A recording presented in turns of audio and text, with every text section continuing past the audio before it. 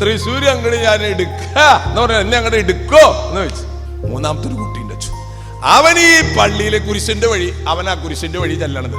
പ്രാർത്ഥന ഗ്രൂപ്പ്, അതിനാണ് അവന്റെ ലീഡർ. കുടുംബ സമ്മേളനത്തിലെ പ്രസിഡന്റ്. ഇവ മാത്രം രക്ഷപ്പെട്ടിട്ടില്ല അച്ചു. നല്ല തറവാട്ടിൽ നിന്ന് പെണ്ണിനും കിട്ടി, പെണ്ണു വീട്ടിലും നല്ലോണം കാശ്, പിള്ളേരൊക്കെ നല്ലോണം UK അമേരിക്കയിൽ. ഇവന്ന് പറഞ്ഞു കഴിഞ്ഞാൽ കുരിശിന്റെ വഴി നടത്തണമെങ്കിൽ അവൻ പുസ്തകമായിട്ട് ഒന്നാം സ്ഥലം. അവൻ രക്ഷപ്പെടണില്ലച്ചോ. കുരിശാണു രക്ഷ, കുരിശിലാണു രക്ഷ. നമ്മുടെ രക്ഷ അവിടെയല്ല. നമ്മുടെ രക്ഷ എന്താന്ന് വെച്ചാൽ കാശുണ്ടാവട്ടെ. എല്ലാ പ്രാർത്ഥനയും കഴിഞ്ഞിട്ട് പിന്നെ നമ്മളൊരു കമന്ന് കിടക്കലുണ്ട് ഇല്ലേ? മോനെ പ്രാർത്ഥിക്കേ. അപ്പൊ കുട്ടി കമന്ന കിടക്കുക, കണ്ണൊക്കെ അടച്ച് കമന്നെടുത്ത്. അപ്പച്ചനെ കാശുണ്ടാവണേ, അപ്പച്ചന് കാശുണ്ടാവണേ. അതല്ലക്കും പിള്ളേര് കാശുണ്ടാവട്ടെ. അപ്പന് കാശിന്റെ ഗുണല്ല. സ്നേഹം സഹനമാണെന്നു ഞാൻ അറിയുന്നു. ചിലപ്പോ അച്ചോ അംബാനിയുടെ മോളായിട്ടൊന്ന് ജനിച്ചാൽ മതിയായിരുന്നു, പോയില്ലേ? വലിയ വീടൊക്കെ കാണുമ്പോ ഈ വീട്ടിലത്തെ ഒരു കുട്ടിയായി ജനിച്ചിരുന്നെങ്കിൽ ഈ ലോനപ്പന്റെ മോനായിട്ട് തന്നെ ജനിച്ചു. ജീവിതത്തിൽ ദൈവം നമുക്ക് നൽകുന്നതെല്ലാം നമ്മുടെ നന്മയാണ്. ഞാന് അടുത്ത ദിവസങ്ങളിലെ ഒരു സഹോദരി, ഒരു സിസ്റ്ററാണ്. ആ സിസ്റ്റർ ആൾക്ക് കിഡ്നി കൊടുത്തതാണ്. ആ സിസ്റ്ററിന് ഇപ്പോൾ ക്യാൻസറാണ്. ക്യാൻസറായിട്ട് കീമോനൊക്കെ അതിൻ്റെ വിഷമതകളൊക്കെ പറഞ്ഞപ്പോൾ പറയാം, ആൾക്കാരൊക്കെ പറയാൻ തുടങ്ങിയോ, നിനക്കെന്താ ഇങ്ങനെ വന്നേ? നീ കിഡ്നി പോലും കൊടുത്ത ആളല്ലേ, നിനക്ക് ക്യാൻസർ വന്നിട്ട് ജീവിതത്തിൽ സഹനങ്ങളുടെ വേദന വന്നപ്പോ ആൾക്കാരൊക്കെ പറയാം, നീ കിഡ്നി കൊടുത്താരണ്ടി എന്ന് സിസ്റ്ററിനോട് വീട്ടുകാരൊക്കെ. പ്രിയമുള്ളവരെ, ക്രിസ്തു കുരിശിൽ കിടക്കുമ്പോ ഒരമ്മച്ചി എൻ്റെ അടുത്ത് നിന്നിട്ട് പറഞ്ഞു, അച്ചോ എൻ്റെ കുടുംബത്തിൽ ഭയങ്കര പ്രയാസങ്ങളുണ്ടെന്ന് തോന്നണേ. എന്തേ? ഒരാളെ പെട്ടെന്ന് അപകടത്തിൽ മരിച്ചു, മറ്റൊരാൾ തൂങ്ങി മരിച്ചു. അപ്പൊ എൻ്റെ കുടുംബത്തിൽ എന്തോ പ്രയാസങ്ങളൊക്കെ ഉണ്ട്. ഞാൻ പറഞ്ഞു, മാതാവിന്റെ കുടുംബത്തിനാണ് ഏറ്റവും കൂടുതൽ പ്രയാസമുള്ളത്. എന്തോ പ്രശ്നമുണ്ട്. എന്തേ? മാതാവിന്റെ മോൻ കുരിശുമ തറച്ചു കൊന്നു. മാതാവിന്റെ തലമുറ ആയിട്ട് എന്തോ ദോഷം കാണണം. അല്ലാണ്ടൊന്നും ക്രിസ്തുവിന് ഇങ്ങനെ ഒരു തെറ്റും ചെയ്യാത്ത മോനെ കുരിശി തറക്കണമെങ്കിൽ മാതാവിന്റെ അപ്പന്റെ എന്തോ ഒരു പ്രശ്നങ്ങൾ ഉണ്ടാവാം അല്ലേ എന്ന് ചോദിച്ചു. ആണോ അച്ചോ? അല്ല, എനിക്കറിയില്ല, ഞാൻ ചോദിക്കണത് എനിക്കറിയാം, അതുകൊണ്ട് ചോദിക്കണത്. ഔസപിതാവ് പെട്ടെന്ന് മരിക്കുകയും ചെയ്തു, വിധവയായി. അതും എന്തോ ഒരു പ്രശ്നം കാരനാണ്. സാറേ അതല്ല, അത് വേറെ സാമ്പാർ. സാറ എവിടത്തെ തോബിയാസിന്റെ 7 കല്യാണമാണ് കഴിച്ചത്. ഷോ, വായിക്കുമ്പോ തന്നെ ആൾക്കാർ, എൻ്റെ അമ്മ ഒരെണ്ണം കഴിച്ചിട്ടുണ്ട് ഇങ്ങനെ, എൻ്റെ ദൈവമേ 7 എണ്ണം ഇവള് കഴിച്ച. അതിന് കഴിക്കരുത് പോവല്ലേ. ആദ്യത്തെ ഫസ്റ്റ് ഡേയില് തന്നെ ആള് മരിച്ചു. രണ്ടാമത്തെ ഇഡിങ്, മൂന്നാമത്തെ ഇഡിങ്, നാലാമത്തെ ഇഡിങ്. 7 പേരൊക്കെ മരിച്ചിട്ട് ഈ മാപ്രാണത്ത് നിനക്ക് ജീവിക്കാൻ പറ്റുമോ മർഗിലിയെ? എന്നെ കൊണ്ട് പറ്റില്ല. അതന്നെ അവള് പറഞ്ഞത്. ഞാൻ തൂങ്ങിച്ചത്ത് കളയാമെന്ന് പോലും അവള് വിചാരിച്ചു. സഹനങ്ങളും വേദനകളൊക്കെ വരുമ്പോഴേ എന്ന് പോലും വായിച്ചോക്ക് നിങ്ങള്, തൂങ്ങി മരിച്ചു കളയാന്ന് വിചാരിച്ചു. പറഞ്ഞു, എന്റെ ഈ അപമാനം ഒന്ന് നീക്കാൻ എന്നെ അങ്ങോട്ട് എടുക്കുക. ഏത്? തൃശ്ശൂർ അങ്ങോട്ട് ഞാൻ എടുക്ക എന്ന് പറഞ്ഞ എന്നെ അങ്ങോട്ട് എടുക്കോ എന്ന് വെച്ചു. പക്ഷെ ദൈവം തന്നെ സ്നേഹിക്കുന്നവർക്ക് ഒരുക്കി വെച്ചിരിക്കുന്നത് എന്താണെന്ന്, പ്രിയമുള്ളവരെ, നമ്മുടെ വിചാരം ഈ രോഗങ്ങളൊന്നുമില്ല, പട്ടിണിയൊന്നുമില്ല, നല്ല സുന്ദരൻ കഴിവ് ഇതൊക്കെ ഉണ്ടായാലാണ്. അതാണ് ദൈവാനുഗ്രഹം. ഒരു അമ്മച്ചി എന്നോട് പറഞ്ഞു, അച്ഛോ എൻ്റെ 3 മക്കളാ. അപ്പോ മൂത്തമോൻ അവൻ ഈ പൊളിറ്റിക്സിലൊക്കെയാണ്, രാഷ്ട്രീയത്തിലെ. അതെങ്ങനെയെങ്കിലൊക്കെ എന്തെങ്കിലുമൊക്കെ അവൻ രക്ഷപ്പെട്ടു പോയി, അവൻ രക്ഷപ്പെട്ടു. രണ്ടാമത്തെ മോൻ ബിസിനസ്സിലാണ്, അവൻ എന്തെങ്കിലുമൊക്കെ ആ സാധനം പറ്റി ഈ സാധനം പറ്റി അങ്ങോട്ട് കൊടുത്ത് എന്തെങ്കിലും രക്ഷപ്പെട്ടു. മൂന്നാമത്തെ ഒരു കുട്ടീൻ്റെ അച്ചു. അവൻ ഈ പള്ളിയിലെ കുരിശിന്റെ വഴി, അവൻ ആ കുരിശിന്റെ വഴി ചെല്ലണത്. പ്രാർത്ഥന ഗ്രൂപ്പ്, അതിനാണ് അവന്റെ ലീഡർ. കുടുംബ സമ്മേളനത്തിലെ പ്രസിഡന്റ്. ഇവ മാത്രം രക്ഷപ്പെട്ടിട്ടില്ല അച്ചു. അതുകൊണ്ട് അച്ഛൻ അവന്റെ തലയിലൊന്ന് കൈവച്ച് നല്ലോണം പ്രാർത്ഥിക്കണം. ഏത്? ഈ മൂന്നാമത്തെ കുട്ടിയുടെ. അവൻ രക്ഷപ്പെട്ടിട്ടില്ല. അവൻ എന്തെങ്കിലും ധ്യാനം ഉണ്ടെങ്കിൽ അച്ഛൻ്റെ ധ്യാനത്തിന് എന്താ സഹായിക്കേണ്ടത്? ഇതിന്റെ വലിയ ആവശ്യം. എൻ്റെ 2 മക്കളൊക്കെ നോക്കച്ഛൻ, അവരൊക്കെ രക്ഷപ്പെട്ടു. നല്ല തറവാട്ടിൽ നിന്ന് പെണ്ണിനും കിട്ടി, പെണ്ണു വീട്ടിലും നല്ലോണം കാശ്, പിള്ളേരൊക്കെ നല്ലോണം UK അമേരിക്കയിൽ. ഇവന്ന് പറഞ്ഞു കഴിഞ്ഞാൽ കുരിശിന്റെ വഴി നടത്തണമെങ്കിൽ അവൻ പുസ്തകമായിട്ട് ഒന്നാം സ്ഥലം. എന്തിനത്? അവൻ രക്ഷപ്പെടണില്ലച്ചോ. രക്ഷ കുരിശാണു രക്ഷ, കുരിശിലാണു രക്ഷ. നമ്മുടെ രക്ഷ അവിടെയല്ല. നമ്മുടെ രക്ഷ എന്താന്ന് വെച്ചാൽ കാശുണ്ടാവട്ടെ, കാശുണ്ടാവട്ടെ.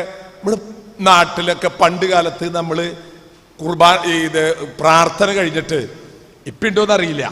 പണ്ട് കാലത്തൊക്കെ നമ്മൾ പ്രാർത്ഥന കഴിഞ്ഞാല് ഇങ്ങനെ സാഷ്ടാംഗം കിടക്കും. അതിനെന്താ പറയാ, നമ്മളൊരു വാക്ക് പറയാറുണ്ട്, കമിഴ്ന്ന് കിടന്നിട്ട് പ്രാർത്ഥിക്കും.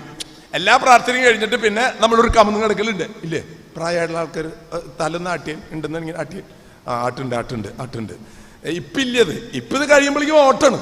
മറ്റത് പ്രാർത്ഥന ഒക്കെ കഴിഞ്ഞിട്ട് എല്ലാം കഴിഞ്ഞിട്ട് ഒന്ന് കമന്ന് കിടക്കും നമ്മൾ. ആ കമന്ന് കിടക്കണേലാണ് നമ്മുടെ എല്ലാ രഹസ്യങ്ങളും അതിനെന്തെന്ന് പറയും നമ്മൾ. പെട്ടെന്ന് തന്നെ തലയിൽ കിട്ടണില്ല. എന്തെന്ന് പറയുക ചേച്ചത്? കമന്ന് കിടന്നിട്ട് ഒരു പ്രാർത്ഥനയുണ്ട്, രഹസ്യ പ്രാർത്ഥന. അപ്പൊ ഈ കുട്ടികൾക്ക് ഈ കമന്ന് കിടക്കുമ്പോൾ രഹസ്യ പ്രാർത്ഥന അധികം അറിയില്ല. അപ്പൊ അമ്മ പറഞ്ഞു കൊടുക്കും, കമന്ന് കിടക്കട്ടെ മോനെ പ്രാർത്ഥിക്കേ. അപ്പൊ കുട്ടി കമന്ന കിടക്കുക, കണ്ണൊക്കെ അടച്ച് കമന്ന് കിടന്നു. ആദ്യത്തെ കാര്യം, അപ്പച്ചനെ കാശുണ്ടാവണേ, അപ്പച്ചനെ കാശുണ്ടാവണേ. രണ്ടാമത്, അപ്പച്ചനെ കോക്കാൻ പിടിക്കലേ. ഇതൊക്കെയാണ് പ്രധാനപ്പെട്ട കാര്യം. അപ്പച്ചനെ കോക്കാൻ പിടിക്കരുത്, അപ്പച്ചന് കാശുണ്ടാവണം, അപ്പച്ചന് വാവുണ്ടാവല്ലേ. ഈ 3 കാര്യം കഴിഞ്ഞ് കഴിഞ്ഞാൽ നമ്മുടെ പ്രാർത്ഥന കഴിഞ്ഞു. 3 കാര്യം. അപ്പച്ചന് വാവുണ്ടാവാൻ പാടില്ല. വാവുണ്ടായാൽ എന്താന്ന്, കാശ് എവിടേക്കാ പോണത്? വാവുണ്ടായാലേ പ്രാർത്ഥിക്കുമോൻ. അപ്പച്ചന് വാവുണ്ടായാലേ.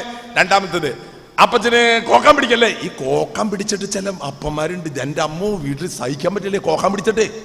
കോക്കാൻ എന്നൊക്കെ പറയും നമ്മള്. 3-ാമത്തെ കാര്യമാണ്, അപ്പച്ചന് കാശുണ്ടാവണേ. അതല്ല കുമ്പിള്ളേര്, കാശുണ്ടാവട്ടെ. അപ്പന് കാശുണ്ടായി നമുക്ക് ഗുണമല്ല. അപ്പനെ കോക്കാൻ പിടിച്ചോണ്ട് കുഴപ്പമില്ല, പക്ഷെ അപ്പച്ചന് കാശുണ്ടായാലാണ് നമുക്ക് ഗുണമല്ലോ. ഇതാണ് നമ്മുടെ രക്ഷ. ഏത് പാട്ടുകാര് ഒരു പാട്ട് പാടാറുണ്ട്, എന്ത്? സ്നേഹം സഹനമാണെന്നു ഞാൻ അറിയുന്നു. എന്താന്ന്? സ്നേഹം സഹനമാണെന്നു ഞാൻ അറിയുന്നു. സ്നേഹം സഹനമാണെന്ന്. ഞാൻ പുതുരുത്തി പള്ളിയിരിക്കുമ്പോ ഒരു ചേച്ചി വന്നിട്ട് എല്ലാ ദിവസവും കുടിച്ചേ വരുള്ളൂ. ചേച്ചിയല്ല, ചേച്ചിന്റെ ഭർത്താവ്. പിട്ടായി വന്നിട്ട് അടി തൊഴിയാണ്. സഹിക്കാൻ പറ്റാണ്ടായപ്പോ ഈ ചേച്ചി പറഞ്ഞു, ഞാൻ പോയി ചാവാണ്. 2 പിള്ളേരുണ്ട്. അപ്പൊ ഇയാളെന്താ പറഞ്ഞത്? പോയി ചാവടി എന്നവേ. എന്തൊരു നല്ല ഒരു സുവിശേഷമാണ് പറഞ്ഞത്, പോയി ചാവാൻ. എന്താ തയ്യ? അങ്ങനെ ഈ ചേച്ചി പുറത്തേക്ക് ഇറങ്ങി, സമ്മതിച്ചു, ചത്തുള്ള കാര്യമുള്ളൂ. നേരെ ട്രാക്കിൻ്റെ അടുത്ത് റെയിൽവേ അവിടെ ഇങ്ങനെ നിൽക്കുക.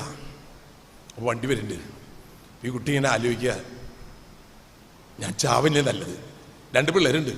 ആ കുട്ടി ആ ചേച്ചി പറഞ്ഞത്, അച്ചോ വണ്ടി പറഞ്ഞ കണ്ടോപ്പോ പെട്ടെന്ന് എന്റെ ചെവിട്ടിൽ എന്റെ പിള്ളേരുടെ നിലവിളി, അമ്മാ അമ്മാ. ഞാൻ ചാടിയില്ല അച്ഛാ ട്രെയിനിൽ. തിരിച്ച് ഞാൻ വീട്ടിൽ കയറി ചെല്ലുക. അപ്പൊ അങ്ങനെ അവിടെ ഇരിപ്പുണ്ട്. ഞാൻ പറഞ്ഞോടെ അപ്പൊ നീ ചത്തില്ലേ? സഹിക്കാൻ പറ്റില്ല അച്ചു. ഏത്? സ്നേഹം സഹനമാണെന്നു ഞാൻ അറിയുന്നു. അവസാനം ആ ചേച്ചി ഒരു ധ്യാനത്തിന് പോയി, ഡിവൈൻ ധ്യാനം കണ്ടത്. അവിടെ ധ്യാനം നടക്കുമ്പോൾ അവിടെ വലിയ കുരിശുണ്ട് അവിടെ ആ സ്റ്റേജിന്റെ അടുത്ത്. എല്ലാവരും പോയി കഴിഞ്ഞപ്പോൾ ഈ ചേച്ചി ധ്യാനം 3-4 ദിവസം കഴിഞ്ഞു. ആ കുരിശിന്റെ അവിടെ നിന്നിട്ട് ഞാൻ പ്രാർത്ഥിച്ചു വെച്ചു. എന്തിനാ പ്രാർത്ഥിച്ചേ? അതാണ് കാര്യം. എന്തിനാ ചേച്ചി പ്രാർത്ഥിച്ചെന്നറിയോ? നല്ല മരണം തരണേ കർത്താവേ, നല്ല മരണം തരണേ. കാരണം മറ്റേത് ഒരു കടും മരണമാണല്ലോ. അതുകൊണ്ട് നല്ല മരണം തരണേ എന്ന് പ്രാർത്ഥിച്ചുകൊണ്ടിരിക്കും. പച്ചോ കർത്താവിന് മുഖത്ത് നോക്കിയപ്പോ കർത്താവ് എന്നോട് പറയണ പോലെ എനിക്ക് തോന്നി. എന്താ? മോളെ, ഈ കാണുന്നതാണ് ഏറ്റവും നല്ല മരണം. ഏത്? ഈ കുരിശ് കിടക്കുന്നത്. ഞാനൊരു തെറ്റും ചെയ്തിട്ടില്ല. സത്യമാണ്, നീ ഒരു തെറ്റും ചെയ്തിട്ടില്ല. ഒരു തെറ്റും ചെയ്യാതെ നീ തൻ്റെ ഭർത്താവിൻ്റെ അടി കൊണ്ട് തല്ലുകൊണ്ട് നീ മരിച്ചാൽ പോലും അതാണ് ഈ ജീവിതത്തിൽ എന്നിൽ നിന്ന് നിനക്ക് ഞാൻ തരുന്ന സന്ദേശം. ഞാനൊരു തെറ്റും ചെയ്തിട്ടില്ല മോളെ. എൻ്റെ കയ്യിലും കാലിൽ അടികളേറ്റതും തുളയ്ക്കപ്പെട്ടതൊന്നും ഞാനോ എൻ്റെ അപ്പനമ്മയോ ചെയ്ത തെറ്റുകൊണ്ടല്ല. ഈ ലോകത്തിന്റെ പാപത്തിന്റെ പരിഹാരത്തിന് നിനക്ക് ജീവിതത്തിൽ ഈ വഴിയിലൂടെ കടന്നു പോകുന്നത് ഏറ്റവും നല്ല മരണമാണ്. അവിടെ വെച്ച് തീരുമാനിച്ചു, ഇനി എന്നെ തല്ലി കൊന്നാലും വേണ്ടില്ല, എൻ്റെ നല്ല മരണം കാത്ത് ഞാൻ തിരിച്ചു പോന്നു. ഇന്ന് അയാൾക്ക് മാറ്റം വന്നു. ഇന്ന് ഇയാൾ സന്തോഷമായിട്ട് ജീവിക്കുക. പ്രിയമുള്ളവരെ, നമ്മൾ സഹനത്തിൽ നിന്ന് ഓടണ ആൾക്കാരാ. ഫ്രാൻസിസ് അസീസി കോടീശ്വരന്റെ മോനായിരുന്നു. നമുക്ക് എത്ര പിള്ളേർ പറയും, ചിലപ്പോൾ അച്ചോ അംബാനിയുടെ മോളായിട്ടൊന്ന് ജനിച്ചാൽ മതിയായിരുന്നു, പോയില്ലേ. ഇത് അംബാനിയുടെ മോളെ, എന്തായിരിക്കും അവസ്ഥ? നമ്മൾക്ക് വിചാരം എങ്ങനെയാണ്? വലിയ വീടൊക്കെ കാണുമ്പോൾ ഈ വീട്ടിലത്തെ ഒരു കുട്ടിയായി ജനിച്ചിരുന്നെങ്കിൽ ഈ ലോനപ്പന്റെ മോനായിട്ട് തന്നെ ജനിച്ചു എന്നിങ്ങനെ കൊതിച്ചു പോലോ. പ്രിയമുള്ളവരെ, ജീവിതത്തിൽ ദൈവം നമുക്ക് നൽകുന്നതെല്ലാം നമ്മുടെ നന്മയാണ്.